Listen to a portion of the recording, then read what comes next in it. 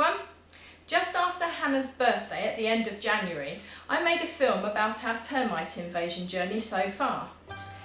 We had just moved into our little temporary house in the garden and the workers had started to demolish our old home. A lot has happened in the 8 months since then. Even as the old house was being demolished, we were wondering if we'd done the right thing. Had we made the right decision, or could we have left the house standing and continued to live there for a while? And then we made a few scary discoveries and confirmed that our urgent actions had been totally necessary. The beam holding the roof up, which was over the head of our bed, was brittle like cardboard that's got wet and then dried again. Paulin estimated that it could only have held the roof up for another 2 weeks. The beams in the floor between our bedroom, Hannah's bedroom and the balcony had been completely eaten until there was nothing left, and it was just as well that Hannah's not into jumping on her bed, as the whole thing could have collapsed. And 2 of the columns downstairs, which were holding up the central structure of the whole house, were completely hollow. It took diggers only 10 minutes to knock down that part of the house, and it was then we realised that finding the termites in the kitchen this time last year was a gift from God. Once the house had been completely destroyed and all the foundations removed, construction of our new home started straight away. Paulin has always admired a house that my Uncle Steve and Auntie Jackie had built. It was a split-level bungalow designed to be wheelchair accessible downstairs, and Paulin really felt that Cambodia needs to see a model of how that can be done. And, as he points out, we're not getting any younger. So we're using the plans of my uncle and aunt's old house to build our new home. Their house was called Waterfields, which we find quite funny because of the flooding we experienced in the house that we demolished. Our land is quite near a large lake which is being filled in, so Paulin and his team had to start construction by driving numerous piles 8 metres into the ground. On top of those, we built the foundations. Ground zero was about 2 metres below the level of the road, and based on the fact that there would be no point at all in building a house that will flood, the foundations are therefore over 2 metres high.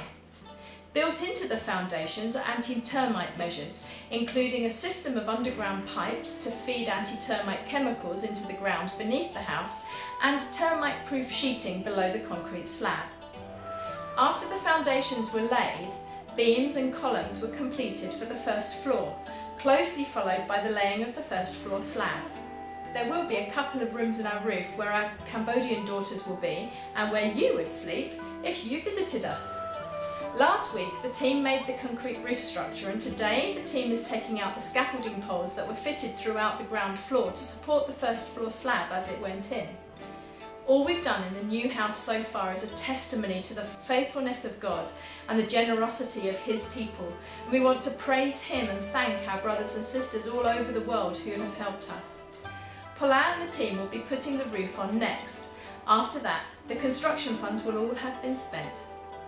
At this point in time, we have enough for either walls or a roof, but not both. So Paulin has decided that the roof is more important for now, as it will protect what has already been built from the elements, while we wait for the rest of God's plan to unfold.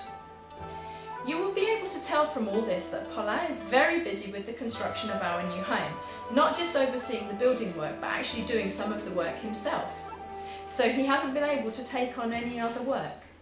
Usually, any salary he gets from working on construction sites as a construction supervisor are sent to Cambodia Action, our sending mission, to be recorded towards our financial support each month. With no work, there is no salary coming in, and so we have seen a drop in our monthly finances. With some supporters having had to stop their financial support over the past year as well, we are experiencing a shortfall of several $100s each month. We first found the termites nearly exactly a year ago. The changes we've had to make to our family's life since then have been huge, and many of them have not been fun for any of us. There have been times when we've been tempted to try to sort this out by our own strength, but it really is too big for us to even see a way forward.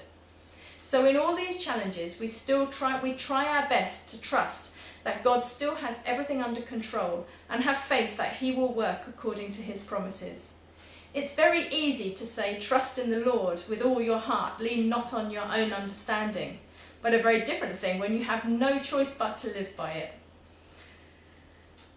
But we know He means it, because He keeps using friends who we know are not believers to tell us so. And so our termite journey continues into its second year.